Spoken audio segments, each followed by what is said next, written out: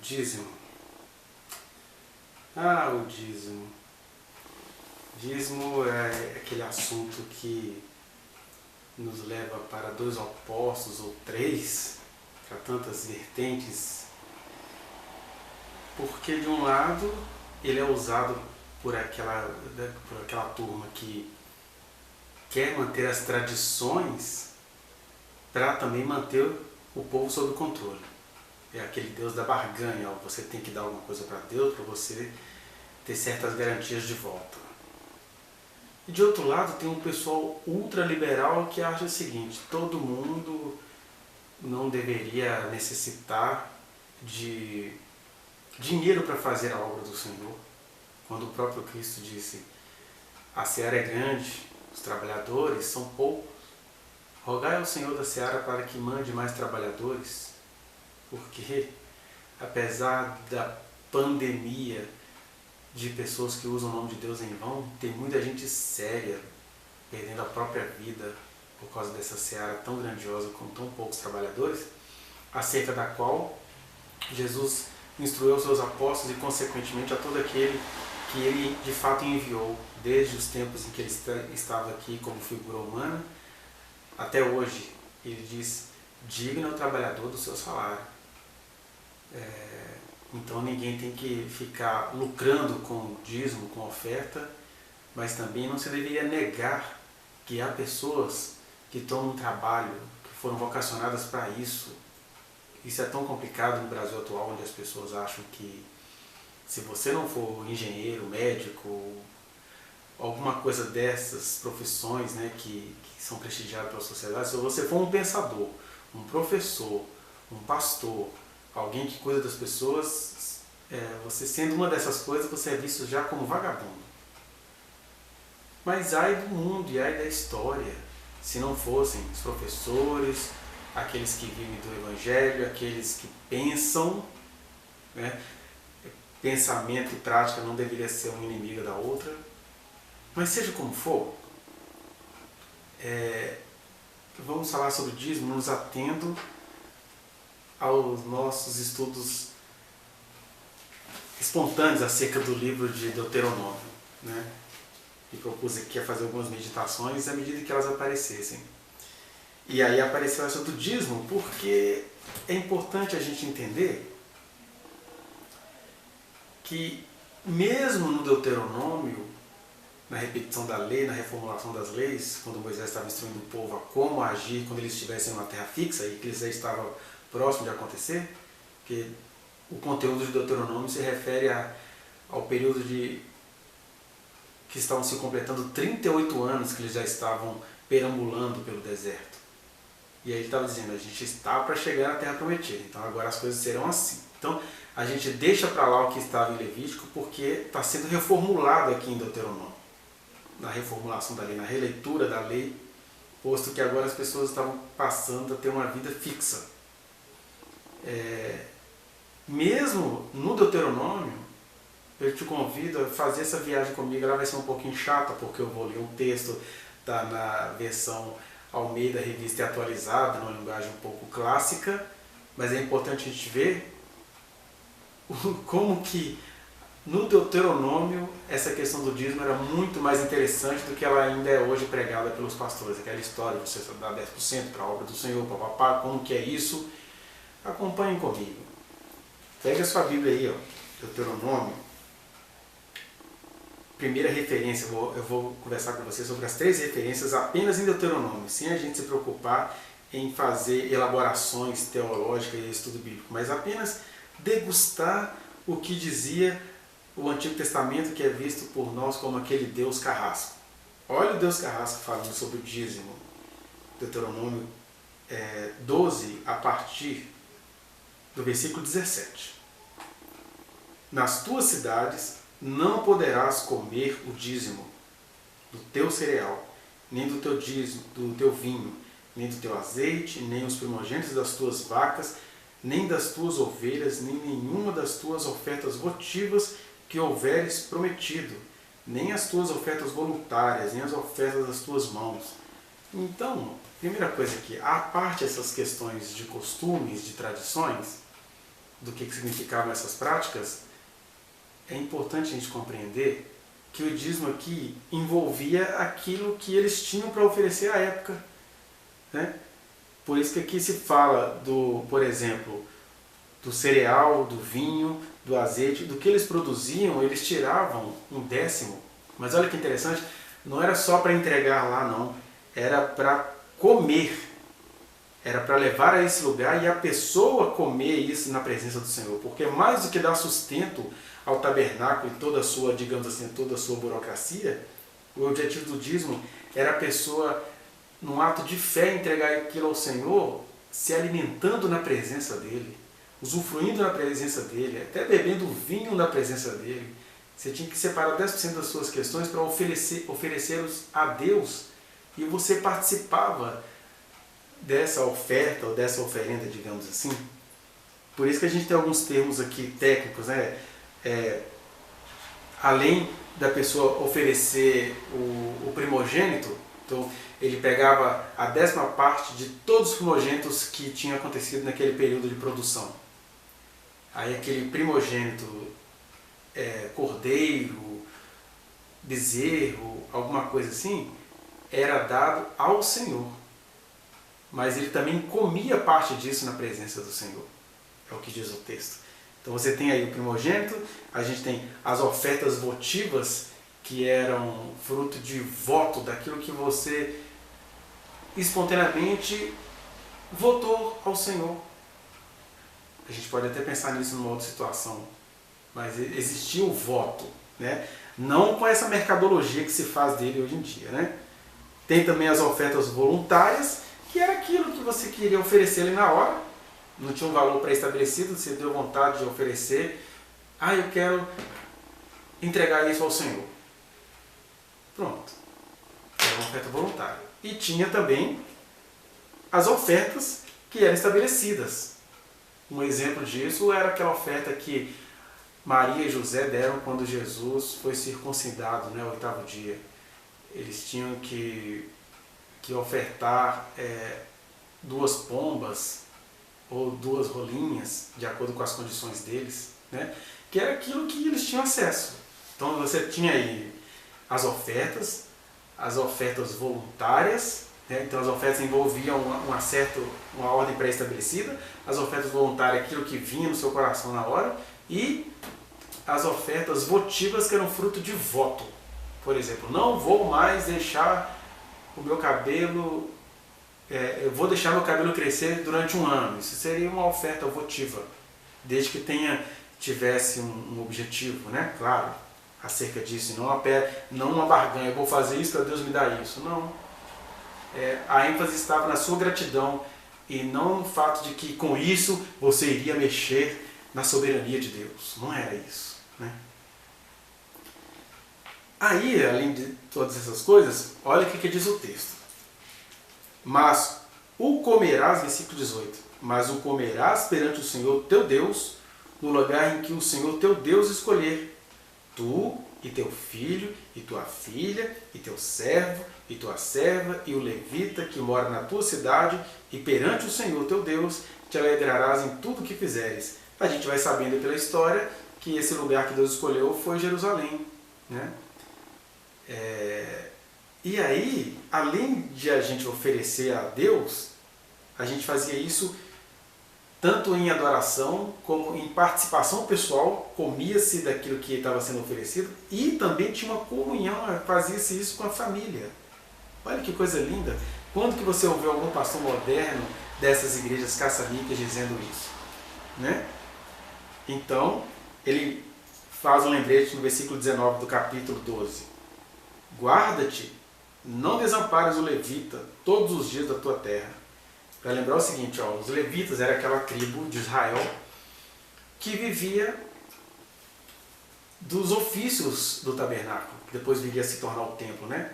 Então, eles eram porteiros, eles eram cantores, eles eram sacerdotes, eles eram as pessoas que promoviam o culto, e eles não tinham herança em Israel.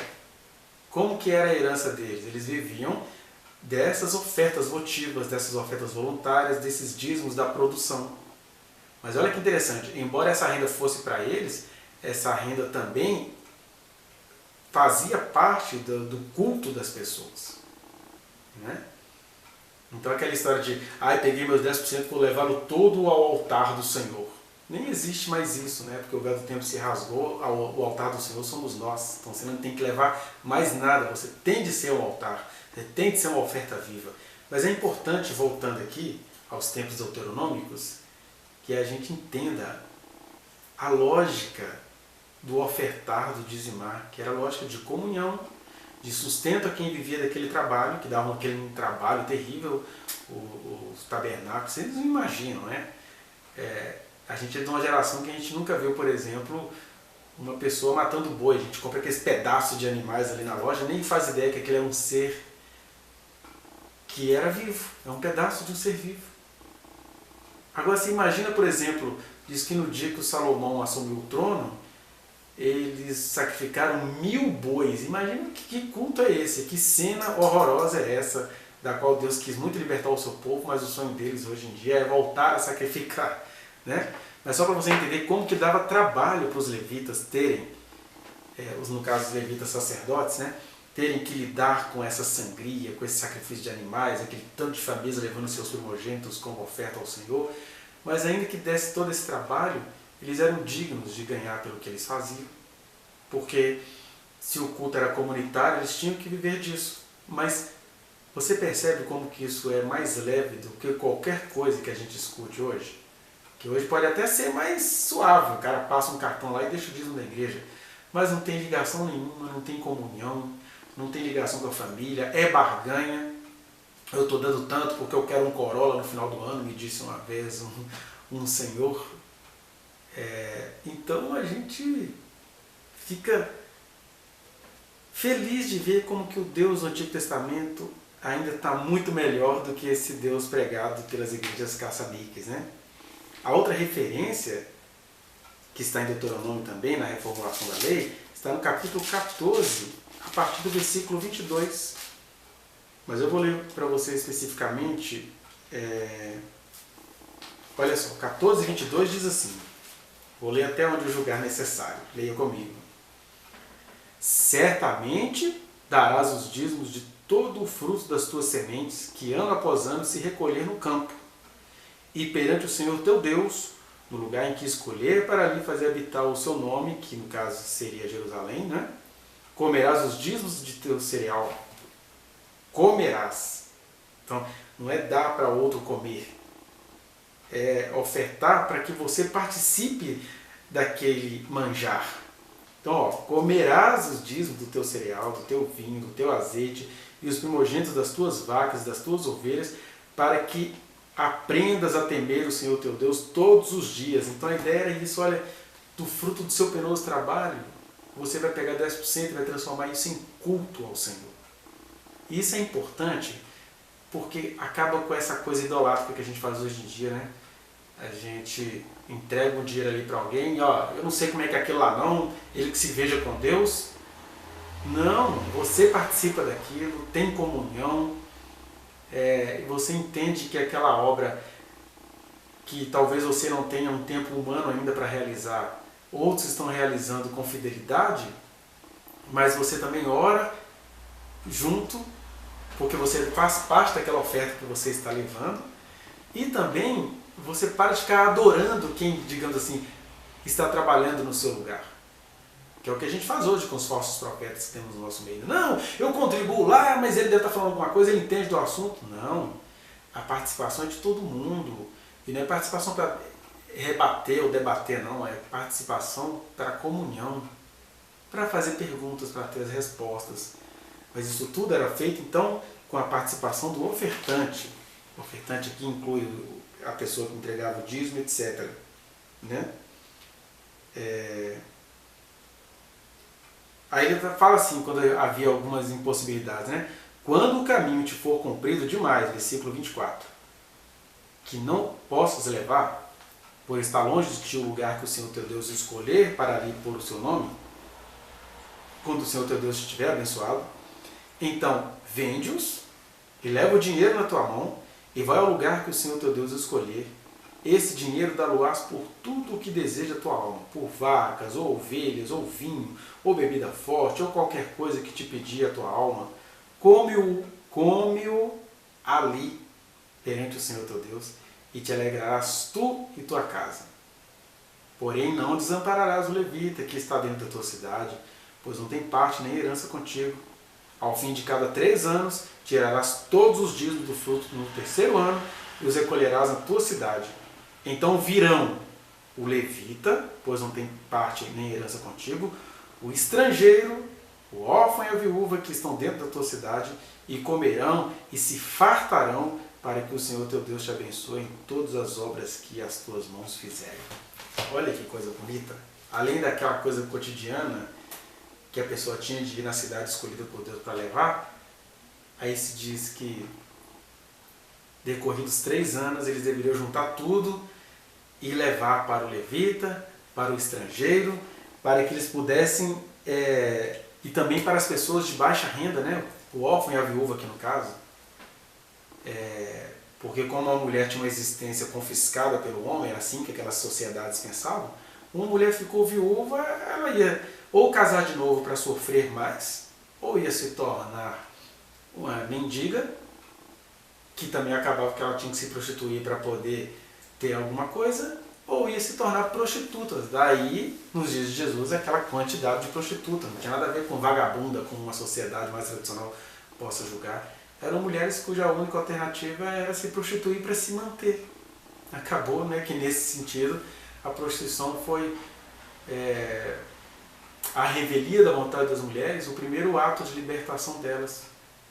Não quero dizer com isso que eu concordo com a prostituição, estou dizendo que existem coisas com as quais a gente não concorda, mas elas acabam naquele momento de desamparo, de falta de direitos, sendo a salvação possível, como foi a prostituição para essas mulheres. Aí, para não acontecer isso, ele fala, olha, leve ao levita, ao estrangeiro, importantíssimo para a nossa geração que aprendeu a odiar estrangeiro, sendo que todos nós somos descendentes de estrangeiros aqui, brasileiros.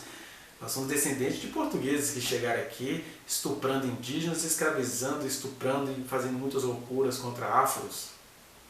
E aí agora a gente fica com essa politicazinha de rejeitar estrangeiro. Aí Deus vem aqui, ó, o Deus do Antigo Testamento, chega e diz, não, você tinha que juntar sua renda durante 3 anos e levar para essas pessoas que trabalham na obra do Senhor, que no caso ali eram os levitas, para as pessoas necessitadas financeiramente e desamparadas socialmente, e para os estrangeiros. Olha só, porque os estrangeiros aqui eram quase sinônimos de pessoas maltratadas, né? Aqui no Brasil nós temos um problema sociológico, né? Os estrangeiros, se eles forem da Europa, eles são muito bem tratados. Agora, estrangeiro da América Latina, estrangeiro de Cuba, estrangeiro da Venezuela, estrangeiro da China, estrangeiro do Oriente Médio, a gente quer que todos morram. Eu falo a gente como país, eu não penso assim, não concordo com isso. Para você ver o tamanho da fé que está envolvida na prática do dizimar à época do Deuteronômio, né? Estamos falando aí de uns 1200 antes de Cristo. E ainda um trechinho que está em 26, versículo 12, Deuteronômio 26, versículo 12. A gente faz um apanhado desses textos que eles pegam, né, para justificar práticas estranhas referentes ao dízimo. Olha o que diz 26, versículo 12. Quando acabares de separar todos os dízimos da tua messe no ano 3º, que é o dos dízimos, então darás ao levita, ao estrangeiro, ao órfão e à viúva, para que comam dentro das tuas cidades e se fartem. Dirás perante o Senhor teu Deus, tirei da minha casa o que é consagrado, e dei também ao levita, e ao estrangeiro, e ao órfão e à viúva, segundo todos os teus mandamentos que me tens ordenado. Nada transgredi dos teus mandamentos, nem deles me esqueci.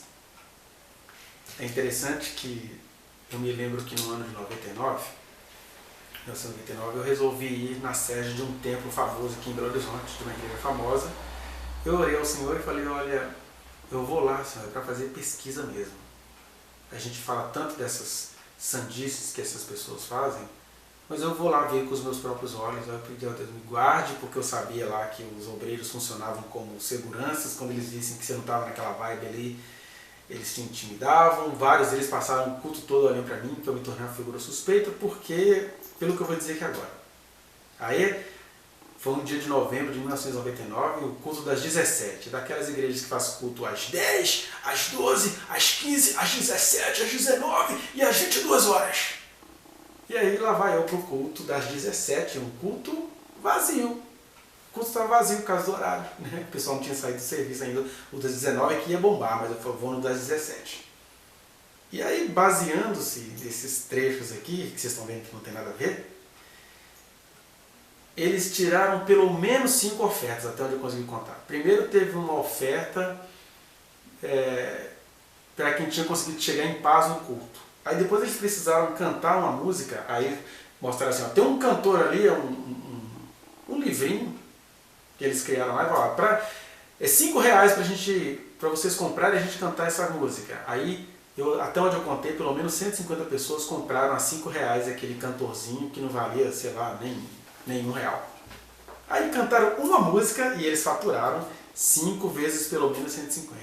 Aí depois teve uma oferta de R$20, e depois teve a oferta da campanha, e depois teve uma oferta que eles fazem, que eles vão chegar em 10 mil e ia diminuindo para 1.000, 500, 200, etc.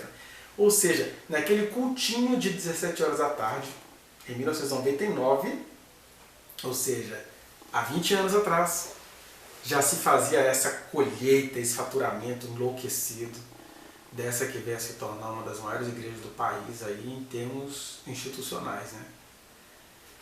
E eu estou falando isso porque o pastor começou o culto lendo exatamente essa referência de Deuteronômio. Aí ele citou esse trecho, não leu esse trecho, ele distorceu o trecho e ali ele fez aquela catança no culto. Um culto que eu estou relatando que eu fui há 20 anos atrás. Um dos cultos mais humildes. Imagina o que estava acontecendo no país inteiro naquele dia, naquela hora, que era uma campanha nacional que a denominação estava fazendo. E aqui o que a gente está vendo? Que o Senhor Deus, primeiro, o dízimo naquela época é porque era uma nação de um povo que tinha a mesma crença, eles não obrigavam os estrangeiros a ter as mesmas crenças que eles, então envolvia tratamento de respeito aos estrangeiros, envolvia comunhão também com a sua família diante do Senhor, envolvia você oferecer os seus alimentos em culto a Deus, outra coisa que a gente não faz, né? Tudo nosso é descartável. Então eu não estou aqui pedindo para a gente voltar a dizimar como nos tempos de Deuteronômio. O que eu estou dizendo é que existem princípios aqui que a gente precisaria adotar nas nossas vidas na atualidade. A gente precisa aprender a agradecer a Deus pela nossa comida. E isso é oferecer o dízimo. A gente precisa separar as nossas rendas para aqueles que realmente precisam. Gente que está dando duro na batalha, na obra do Senhor. Os necessitados. Os estrangeiros, eu diria, aqueles que são rejeitados, que são maltratados, eles são os estranhos, né? O estranho no ninho, às vezes, é aquele que ninguém estranha, dizia uma música do Engenheiros do Havaí. Às vezes ele está ali tão perto e a gente fica indiferente, a gente tem que separar nossas rendas para essas pessoas. É nesse princípio que está aquilo que vai ser dito lá na frente, né? Deus ama a quem dá com alegria, porque quem vive, quem olha para o lado, quem olha para a existência, não consegue fingir que não existe necessitados à sua volta.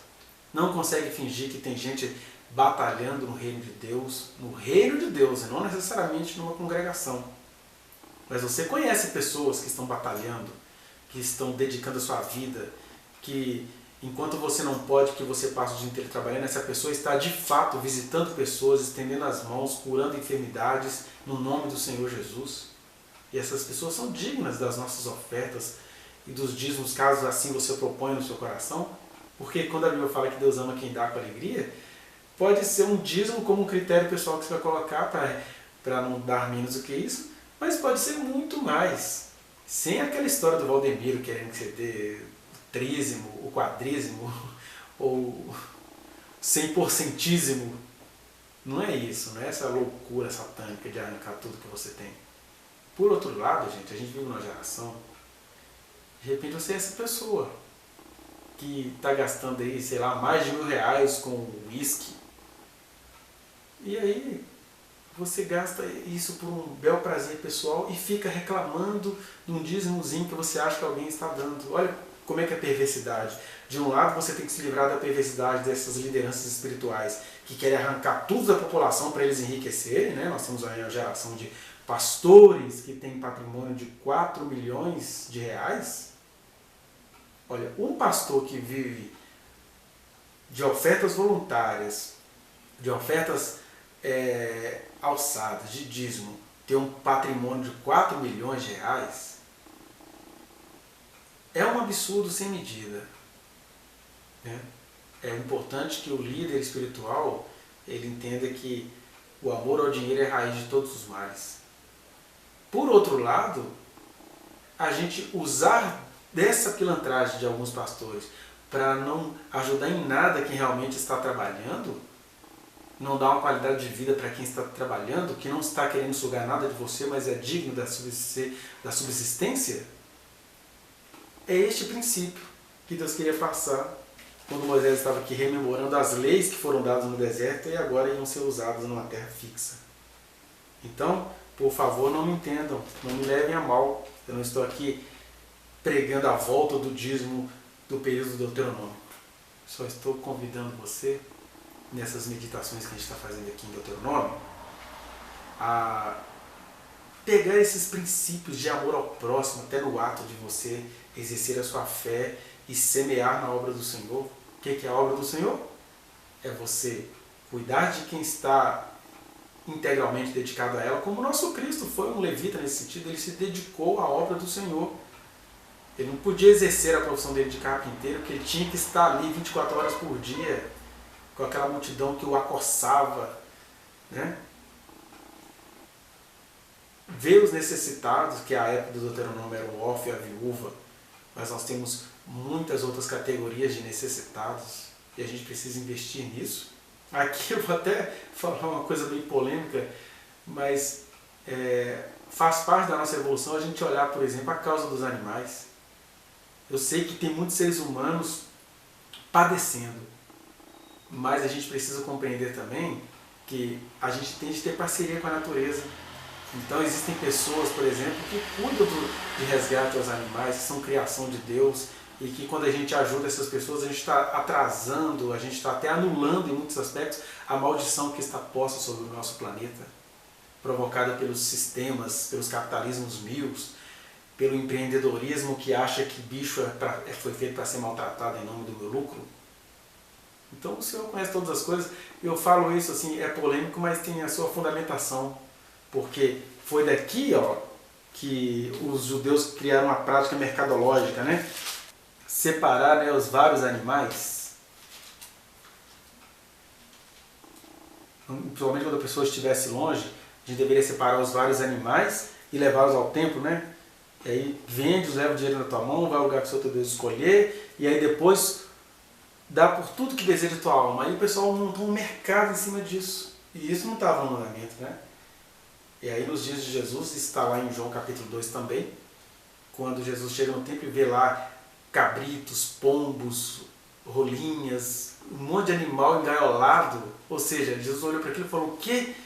Isso não é fruto de devoção a Deus, isso é fruto de mercadologia, de barganha. Se eu comprar 2 pombinhos, Deus vai ter que me dar isso? É importante a gente entender que, de fato, aqueles animais não estavam ali sendo comprados por causa da devoção das pessoas. Porque a ideia de se oferecer os sacrifícios no templo, depois eu vou fazer um vídeo porquê desses sacrifícios de animais, né, que estão em Deuteronômio, mas a ideia era exatamente essa, mostrar que aquele sacrifício, aquele culto, tinha de ser algo que veio da sua casa, que veio da sua devoção, e não algo assim, um shopping para comprar animais. Jesus, quando viu aquilo, ele ficou indignado. Ficou indignado porque os animais são criação dele. Nele tudo se fez, né? Nele tudo foi criado, todas as coisas. E aí a gente acaba se esquecendo desse carinho que Deus tem pela natureza. Aí Jesus faz uma zorrague, derruba as bancas, derruba o trabalho dos banqueiros da época, né? E solta os animais. Porque mesmo no Deuteronômio falando que era para aquelas pessoas venderem para comprarem no lugar que Deus tinha escolhido, não era aquela compra ali de qualquer forma, não. Né? Aquilo era para ser feito no clima de comunhão, de você ir na casa de alguém que tinha um animal para te oferecer, etc. E não aquele mercado, aquela coisa que traz maldição. Nós estamos vivendo precisamente numa época onde o mercado do assassinato de animais em séries está nos trazendo maldição. Os vírus que o digam, né? E aqui eu não estou me referindo apenas aos hábitos dos chineses, não. Eu estou me referindo aos hábitos capitalistas, que a questão não é a gente matar o animal. A questão são os maus tratos constantes que eles sofrem até chegar a hora da morte. Se você soubesse como que é criado um porco, né, tudo em nome do lucro. Então, Jesus ficou com raiva daquilo tudo. Por isso que eu entendo também que você contribuir com pessoas que lidam com a causa animal faz parte do dízimo na nossa geração. Né? Poderia não fazer parte da geração de 1200 a.C., quando o Deuteronômio foi escrito. Mas enfim, eu acho até que eu já desviei demais o assunto. Eu digo a você, é maravilhoso ler o livro do Antigo Testamento com essa ótica, com esse olhar do amor de Deus por mim, por você, pela sua criação. Que Deus nos abençoe.